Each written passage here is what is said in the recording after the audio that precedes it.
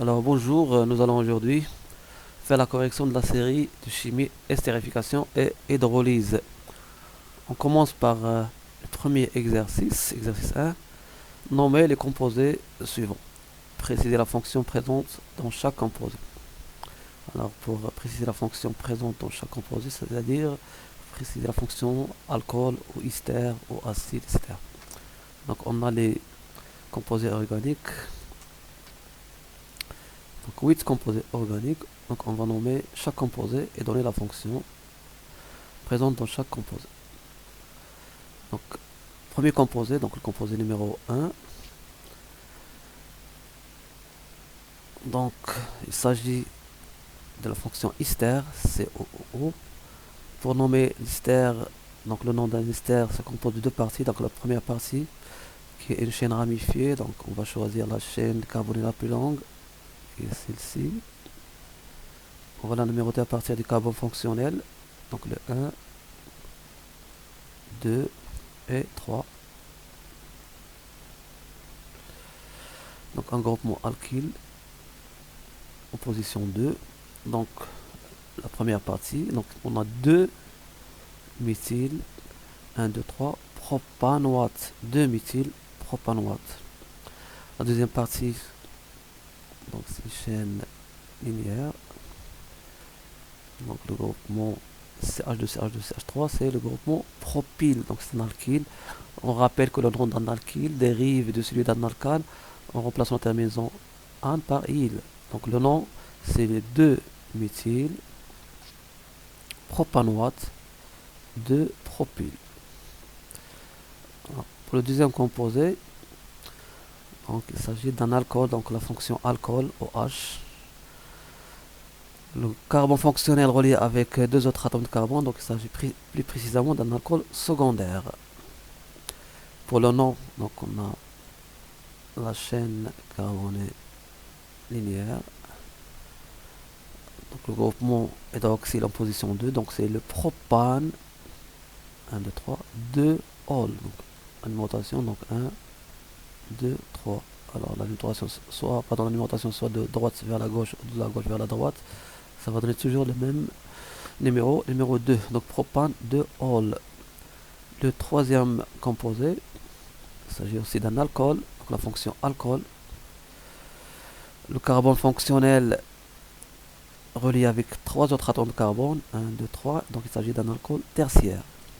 Pour le nom, donc on a ici une chaîne ramifiée, donc la chaîne carbonée la plus longue comporte le carbone fonctionnel est celle-ci, avec un groupement alkyle. Donc la numérotation, donc soit de droite vers la gauche ou de la gauche vers la droite, c'est la même chose. Donc on a 1, 2 et 3. Donc le 2 méthyl, propane, 1, 2, 3, 2 ol. Le 2 c'est la position du OH. Le premier 2 c'est la position du groupement méthyl. Donc méthyl, 2 méthyl, pardon, propane, 2 ol. Pour le quatrième composé, donc il s'agit d'un acide carboxylique. La fonction acide carboxylique c'est C double OOH. Donc on a ici une chaîne ramifiée, donc on va choisir la chaîne carbonée la plus longue qui est celle-ci. On va la numéroter toujours à partir de carbone fonctionnel qui va porter toujours le numéro 1. 1, 2,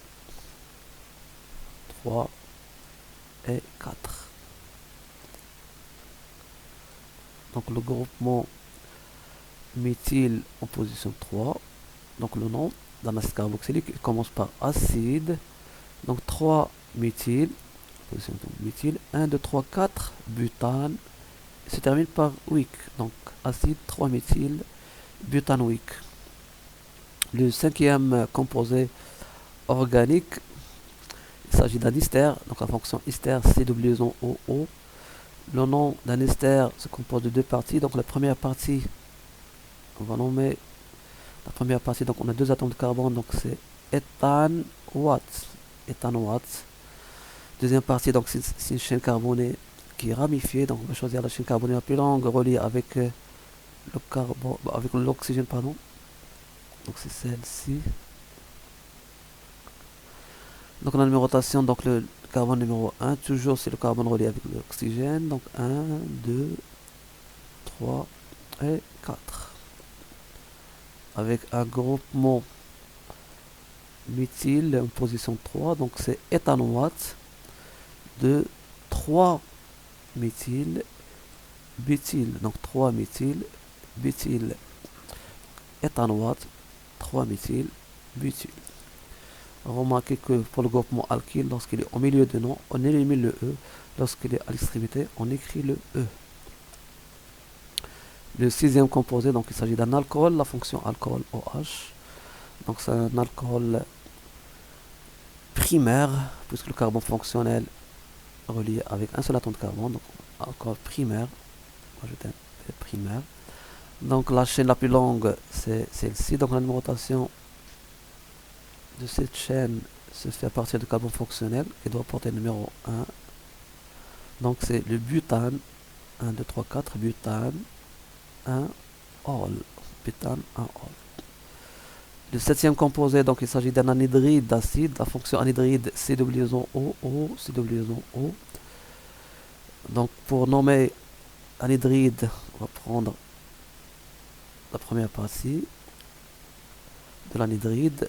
Le nom de l'acide carboxylique correspondant c'est l'acide éthanoïque. Donc on change le mot acide par anhydride éthanoïque. Anhydride éthanoïque. Pour le composé numéro 8, donc il s'agit d'un acide carboxylique, la fonction acide carboxylique. Donc on a ici une chaîne linéaire composée de 3 atomes de carbone. Donc on commence le nom par acide, 1, 2, 3, donc propane, et la terminaison wick. Alors on a fini avec l'exercice 1, on va voir maintenant l'exercice numéro 2. Donc on va lire l'énoncé, après on va passer à la correction. Donc on donne les formules des 3 esters, précisez à partir de quel acide carboxylique et quel alcool on peut les préparer et donner leur nom. Donc on a ici 3 esters, il faut donner l'acide carboxylique et l'alcool qui ont réagi pour donner ces esters. Donc à partir de quel acide carboxylique et quel alcool on a préparé ces esters. Alors, le premier exemple, CH3CO, COCH3. Rappelons le nom de cet ester. Donc c'est éthanoate de méthyle. Éthanoate de méthyle. Entre parenthèses. Alors pour le nom, pour nommer, pardon, pour l'alcool et l'acide qui ont servi à la préparation de cet ester. Donc on va casser la liaison CO et rajouter un groupement OH pour obtenir l'acide carboxylique qui sera le CH3COH et ajouter un atome d'hydrogène, c'est-à-dire réaliser l'hydrolyse de l'ester pour donner l'alcool. L'alcool donc c'est le CH3OH, le méthanol, et l'acide c'est l'acide éthanoïque, c'est pas méthanoïque, donc c'est l'acide éthanoïque. Acide éthanoïque. 1, 2, donc acide éthanoïque. Pour le deuxième exemple, donc la même chose. Donc on va casser la liaison CO. On va rajouter le OH au carbone pour obtenir l'acide carboxylique CH3CH2COH qui est l'acide propanoïque. Et ajouter un H à l'oxygène, à l'oxygène pour obtenir l'alcool CH3CH2CH2OH qui est le propane 1-ol. Propane 1-ol. Donc on a renversé l'écriture, donc c'est la même chose, donc on peut commencer par OH, CH2, CH2, CH3 ou bien CH3, CH2, CH2OH. C'est la même chose. Donc, pour le troisième ester, donc la même démarche, donc on va essayer de nommer cet ester, pardon. Alors l'ester, la première partie, donc c'est 2-méthyl butanoate, 2-méthyl butanoate, 2 1-méthyl propyl Donc 2 méthyl butanoate, 1 méthyl, 2, 1 méthyl propyle. Alors pour l'acide et l'alcool, on va casser la liaison CO, rajouter un OH carbone pour obtenir l'acide carboxylique qui est l'acide de méthyl butanoïque, acide de méthyl butanoïque. Donc la chaîne carbonique la plus longue c'est celle-ci. La numéro toujours à partir de carbone fonctionnel qui va porter le numéro 1, 2, 3 et 4. Pardon, 4. Donc un groupement méthyle en position 2. Donc un groupement méthyle en position 2. Donc acide de méthyle butanoïque. Pour l'alcool, donc on va rajouter un H à l'atome d'oxygène pour obtenir l'alcool. OH, CH, CH3, CH2, CH2. Attention à la nomenclature de ce composé parce que j'ai remarqué qu'il y a plusieurs erreurs concernant le nom de cet alcool. Alors, la chaîne carbonique la plus longue, c'est celle-ci. Ok. Donc, on a une chaîne qui est linéaire. La numérotation, donc, le carbone fonctionnel doit porter le numéro le plus petit possible. Donc, 1, donc 2. On va commencer 1, et 2, 3 et 4. Le nom, c'est le butane de Hall. Butane de Hall. C'est pas un méthylpropane, un Hall, comme j'ai remarqué dans plusieurs copies, donc il y a une erreur. Donc la chaîne la plus longue c'est celle-ci, donc c'est une chaîne linéaire, donc pas de chaîne ramifiée, donc une chaîne linéaire, butane de Hall. Attention à la nomenclature de ce composé.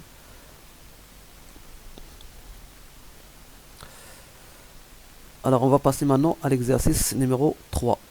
On va voir l'énoncé, après on va commencer la correction. Exercice numéro 3. On réalise l'hydrolyse d'un ester grand E, CH3, CH2, CO, CH2, CH3.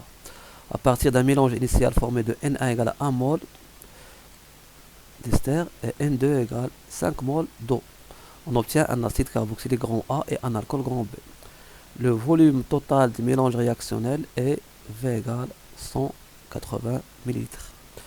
Lorsque l'état final du système est atteint, on prélève des mélanges réactionnels un échantillon de volume V1 égale 10 ml et on dose l'acide grand A formé lors de l'hydrolyse par une solution aqueuse d'hydroxyde de sodium Na plus H en moins. Attention, solution aqueuse. De concentration molaire, CB égale 2 mol par litre. On obtient l'équivalence lorsqu'on a versé un volume VBE égale 17,6 ml de la solution titrante.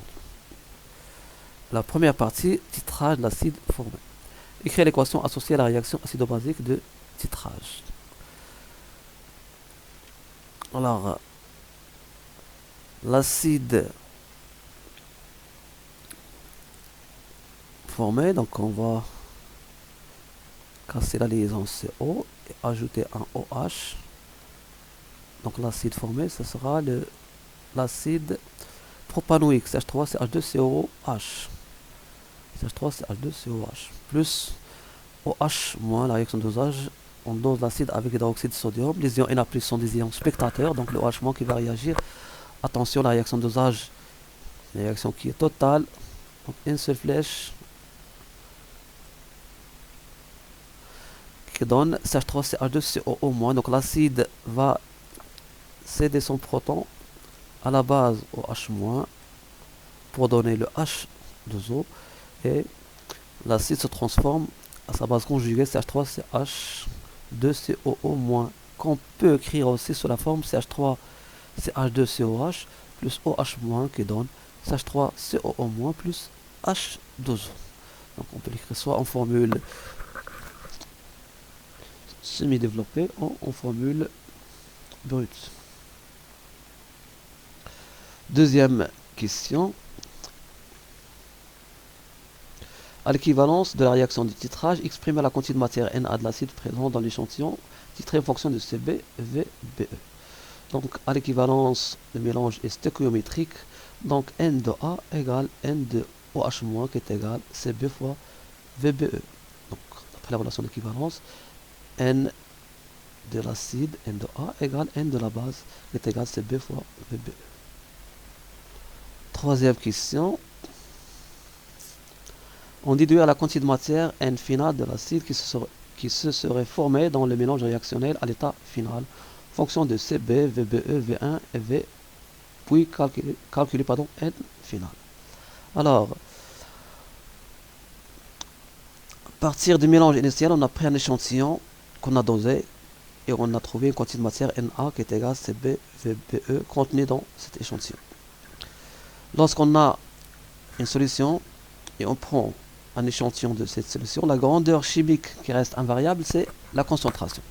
C'est-à-dire que la concentration de l'acide dans l'échantillon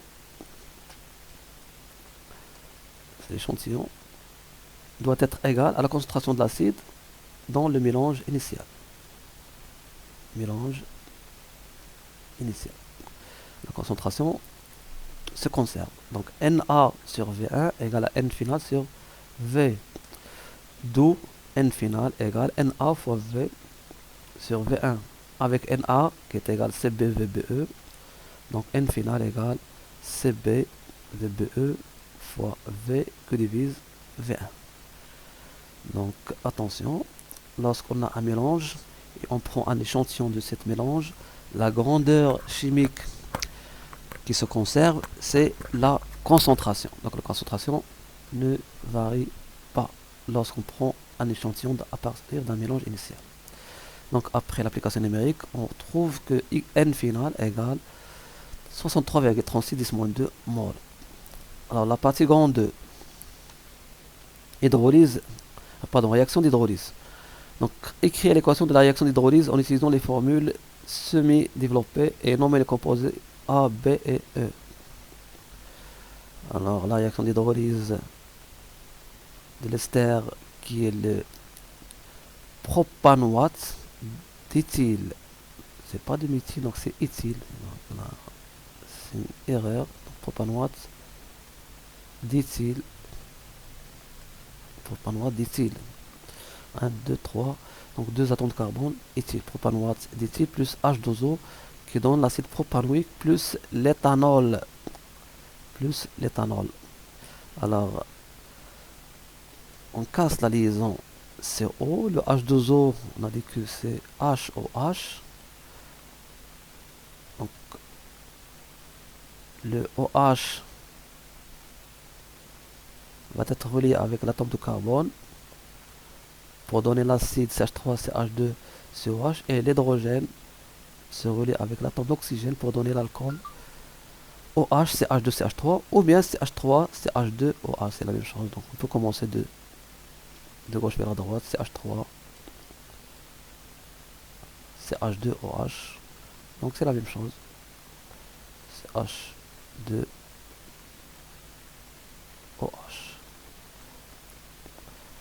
Donc c'est ça la réaction d'hydrolyse. Donc lors de l'hydrolyse, la liaison CO se casse et le H2O qu'on peut écrire sur la forme HOH. Le OH se relie avec C pour donner l'acide et le H se relie avec l'oxygène pour donner l'alcool.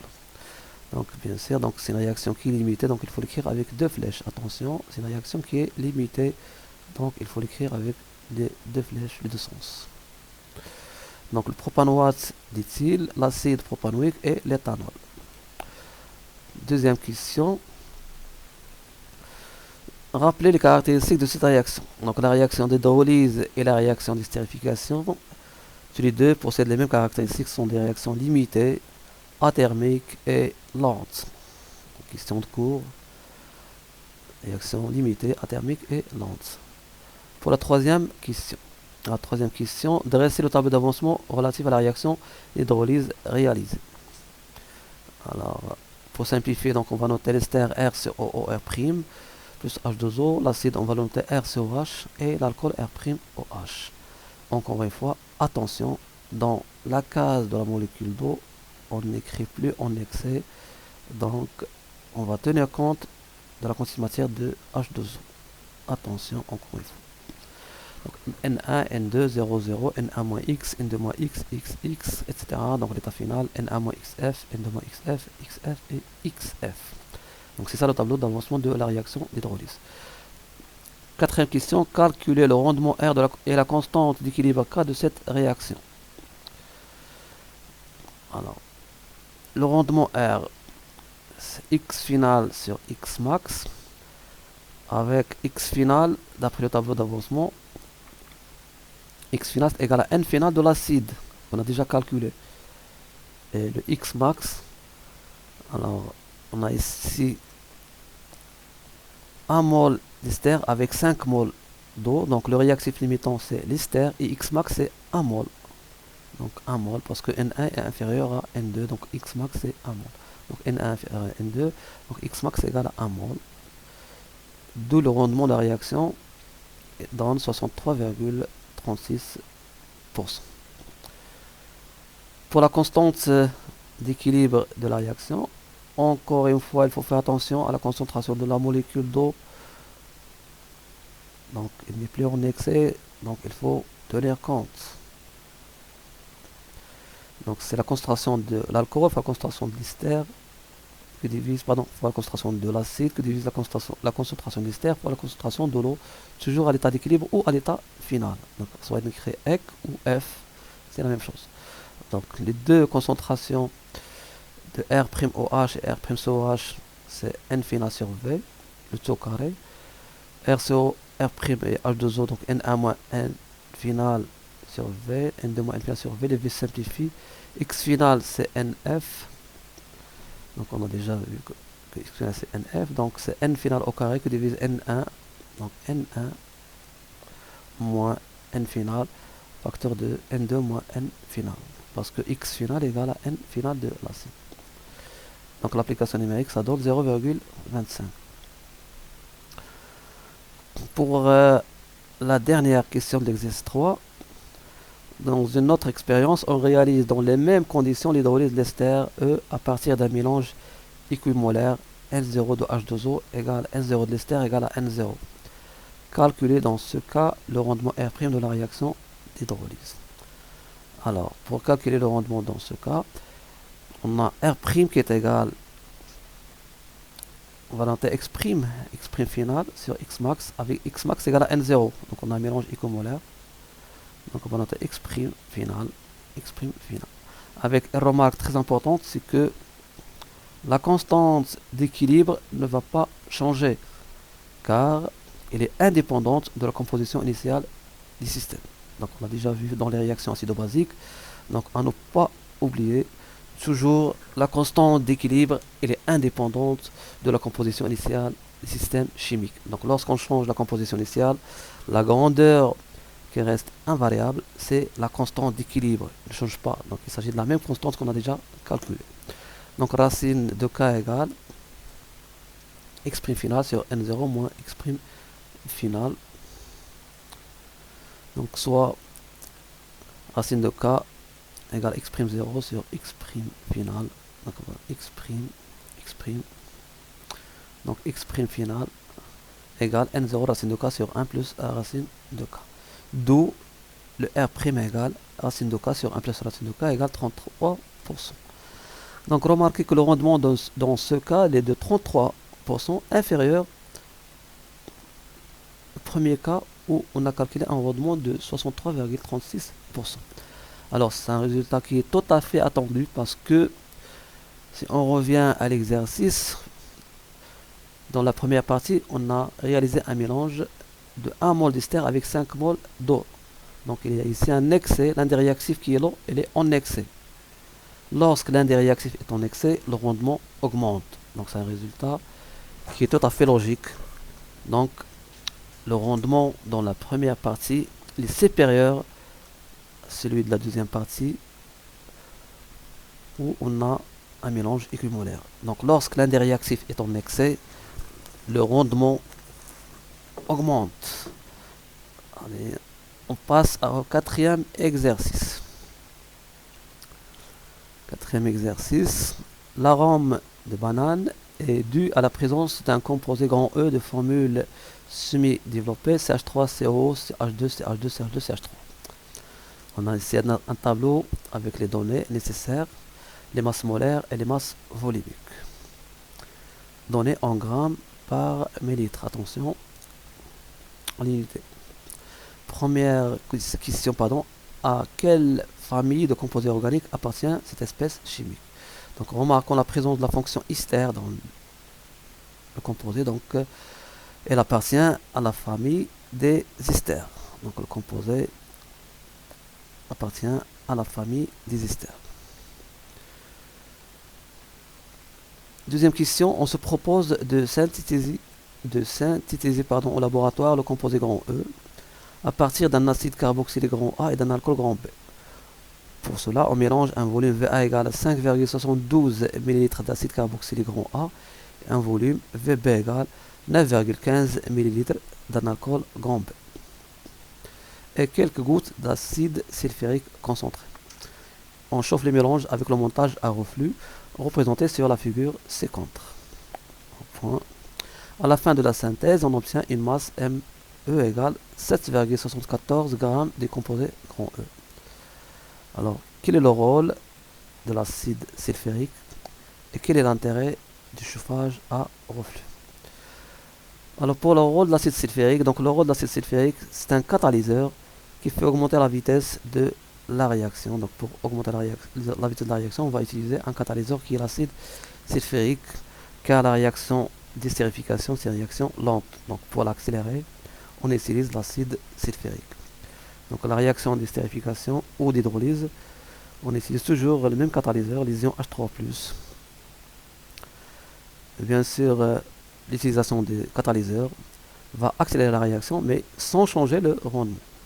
Attention, donc il n'y a pas de changement de rendement.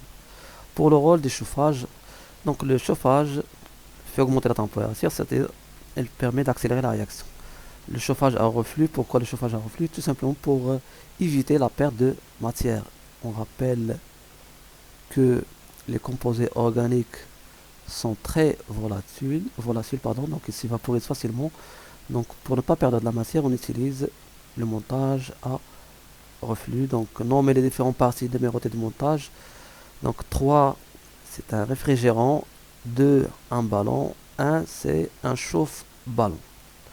Donc l'eau rentre par la partie inférieure et sort par la partie supérieure. On rappelle que lorsqu'on chauffe, les composés vont s'évaporiser. Il atteint le réfrigérant à l'état vapeur, il se condense et revient au mélange réactionnel pour éviter ainsi la perte de matière. Pour la question 4, écrire l'équation de la réaction en utilisant les formules semi-développées et nommer les composés A, B et E. Alors pour la quatrième question, donc l'acide carboxylique CH3COH, c'est l'acide éthanoïque. Encore une fois, donc c'est un problème avec cette coupure, donc chaque fois l'éthane. Donc éthanoïque, c'est pas méthanoïque, donc méthane c'est un seul atome de carbone, ici deux atomes de carbone, c'est l'acide éthanoïque. L'alcool, donc il s'agit d'un alcool primaire, le carbone fonctionnel relié avec un seul atome de carbone. Donc 1, 2, 3 et 4, carbone fonctionnel c'est le numéro 1, donc c'est le propane, un ol. Pour l'ester, c'est le éthanoate, c'est pas le méthanoate, éthanoate de butyl, bien sûr plus H12. Donc l'acide éthanoïque, le propane ol et l'éthanoate de butyl. Donc l'équation de la réaction, on l'écrit avec deux flèches, puisqu'il s'agit d'une réaction qui est limitée. Attention, encore une fois. Ok. On continue notre exercice avec la cinquième question. Dressez le tableau d'avancement relatif à la réaction réalisée. Alors, le tableau d'avancement de la réaction d'estérification.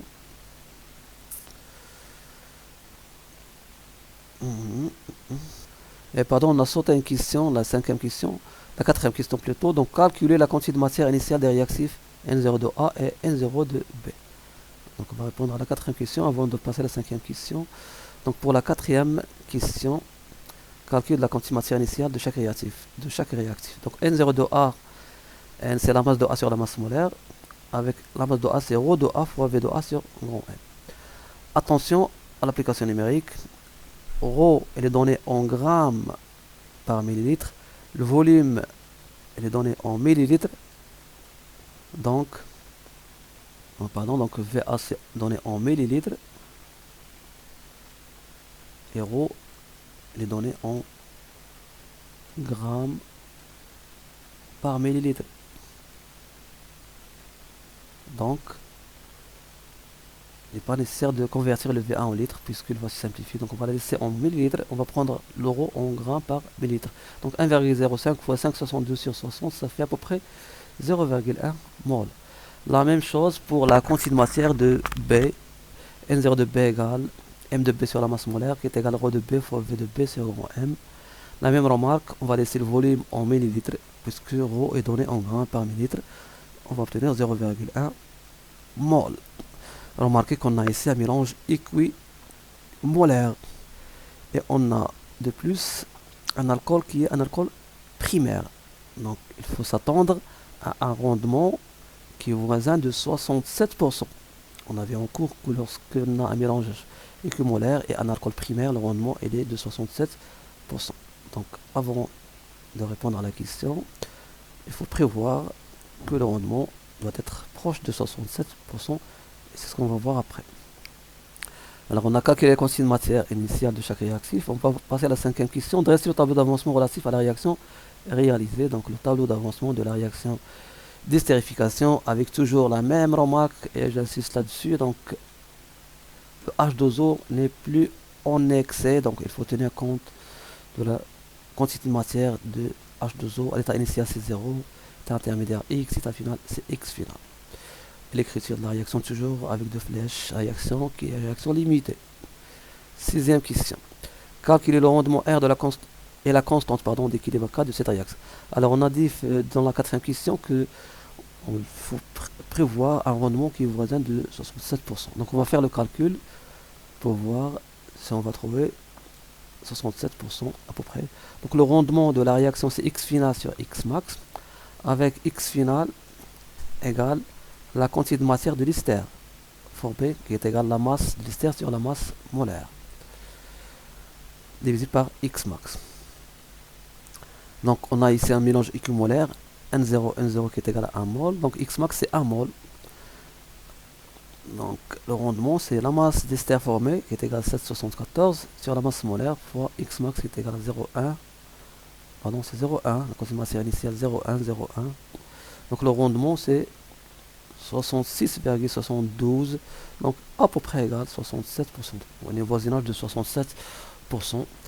Donc c'est un résultat qui est tout à fait attendu puisqu'on a un alcool primaire avec un mélange équimolaire. Pour la constante d'équilibre de la réaction, donc il faut tenir compte de la molécule d'eau. C'est N final d'ester fois N final de l'eau sur N final de l'acide fois N final de l'alcool. Ça fait X final au carré que divise N0 moins X final de tout au carré. Sont égaux. Avec X final, on a dit que X final égale la quantité de matière de l'ester qui est égale la masse sur la masse molaire. Donc X final, c'est la masse d'ester au carré sur la masse molaire au carré sur N0 moins la masse d'ester sur la masse molaire selon M d'ester. Le tout au carré, ça fait à peu près égal à 4. La même remarque, la constante d'équilibre de la réaction d'estérification pour un alcool primaire, toujours les voisines de 4. Et pour la réaction d'hydrolyse, donc c'est à peu près 0,25. On l'a déjà vu dans l'exercice 7.3. La constante d'équilibre avec un alcool primaire et les voisines de l'hydrolyse, donc les voisines de 0,25. Pour l'estérification, si on utilise un alcool primaire, donc la constante d'équilibre, les voisines de 4. Bien sûr, il ne faut pas répondre avec la réponse puisque l'alcool est primaire, on a K égale à 4, ou puisque l'alcool est primaire, on a R égale à 67%. Donc il faut faire les calculs, mais en même temps, il faut retenir ces chiffres pour comparer aux résultats que vous allez obtenir. Pour la question 7, dans une autre expérience, on réalise dans les mêmes conditions la synthèse de l'ester E à partir de N0 de A égale à 0,1 mol d'acide carboxylique et N0'B de l'alcool. Sachant que le rendement dans ce cas est de 85%, calculer N0'B'. On étudie les deux cas, N0' de B supérieur à N0 de A et N0' de B qui est inférieur à N0 de A. Donc la première partie, on a utilisé un mélange équimolaire. On avait un rendement de à peu près 76%. Dans cette question, donc on va utiliser l'un des réactifs en excès. Bien sûr, le rendement va augmenter automatiquement. Lorsqu'on utilise un réactif en excès, le rendement augmente. Mais la grandeur qui va rester constante, c'est la constante d'équilibre. Elle ne va pas changer. On rappelle encore une fois que la constante d'équilibre, elle est indépendante de la composition initiale du mélange. C'est-à-dire, elle va garder la même valeur déjà calculée, c'est K égale à 4. Donc, on va étudier les deux cas. Premier cas, N0 de B N0' de B supérieur à N0 de A. Et le deuxième cas, où le N0' de B inférieur à N de A. Alors, on a la constante d'équilibre K qui est égale x final au carré sur N0 de A moins x final multiplié par N0 de B moins x final. 0' normalement. N0' de B fois x final. Et on a R' qui est égal x final sur x max. Donc x final c'est R' fois x max. Donc on va étudier le premier cas et après on va passer au deuxième cas. Alors, le premier cas, on va considérer que N0' de B est supérieur à N0 de A. Ça veut dire que dans ce cas, le réactif limitant est l'alcool grand A et x max c'est N0 de A. Donc x final, x' ou x final sera égal R' fois N0 de A. On remplace dans l'expression de K, donc x final au carré, donc c'est R' N0 de A le tout au carré, que divise N0 de A moins x final qui est égal à R' fois N0 de A, facteur de N'0 de B moins R' fois N0 de A. Donc on a remplacé le x final dans l'expression de K. Donc on remplace x final avec R' fois N0 de A. Donc N0 de A moins R' fois N0 c'est R' au carré fois N0 de A au carré que divise K fois, on va factoriser par N0 de A, facteur de 1 moins R'. C'est N0'. D'où N0' de B qui est égal R' au carré fois N0 de A au carré que divise 1 moins R' fois K. Donc on va ici simplifier par N0 de A plus R' fois N0 de A. On obtient, après application numérique, N0' égale 0,2. Dans le deuxième cas, on va refaire la même chose, sauf dans ce cas, on a le N0' de B qui est inférieur à N0 de A. C'est-à-dire dans ce cas, B est le réactif limitant et x max égale N'0 de B. D'où x final égale R' fois N0' de B. Donc on remplace dans l'expression précédente de K, on remplace le xf par R' fois N0'. Ok, donc prime, j'ai oublié le prime et prime. Donc K égale R' au carré N0' au carré de B que divise N0 de A moins R' fois N0', N0' de B fois, on factorise par N0' de B, facteur de 1 moins R'. Donc K fois 1 moins R' divisé par R' au carré égale, on va simplifier ici par N0' de B, il reste N0' de B que divise N0 de A moins R' fois N0' de B. Donc on va renverser cette expression, donc on obtient R' au carré sur K 1 moins R' égale N0 de A sur N' de B moins R'. Donc N0' de B égale N0 de A qui divise R' au carré sur K 1 moins R' plus R'. Après l'application numérique, on obtient N0' qui est égal 4,86 10 moins 2. Alors,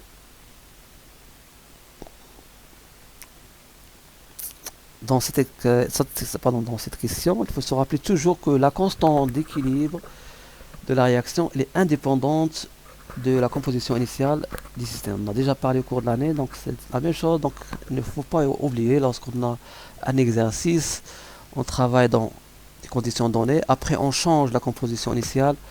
Donc, il faut toujours se rappeler que la constante d'équilibre ne va pas changer. Donc, c'est un réflexe. Automatiquement, il faut penser à K qui est constante et faites les calculs. Pour la dernière question, alors pour préparer le composé grand E, c'est-à-dire l'ester, avec un rendement voisin de 100%, on remplace l'acide carboxylique A avec un composé organique A'.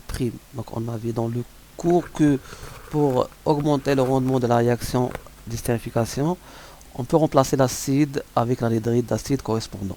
Et dans ce cas, la réaction devient totale. Donc le rendement R égale 100%. Donc, écrire dans ce cas l'équation de la réaction en utilisant les formules semi-développées et nommer le composé grand A'. Donc le A', ça sera l'anhydride d'acide qui dérive de l'acide carboxylique grand A. Donc l'équation de la réaction, donc au lieu de l'acide carboxylique, on va utiliser l'anhydride CH3COO, CH3COO. L'anhydride éthanoïque qui va réagir avec le butane 1-ol pour donner l'ester grand E. Et au lieu de la molécule d'eau, on obtient cette fois-ci l'acide carboxylique. Donc le H restant ici va se relier avec l'oxygène pour donner l'acide carboxylique. Étant donné que l'acide carboxylique ne réagit pas avec l'ester, donc la réaction inverse n'aura pas lieu, d'où cette réaction, c'est une réaction qui est totale.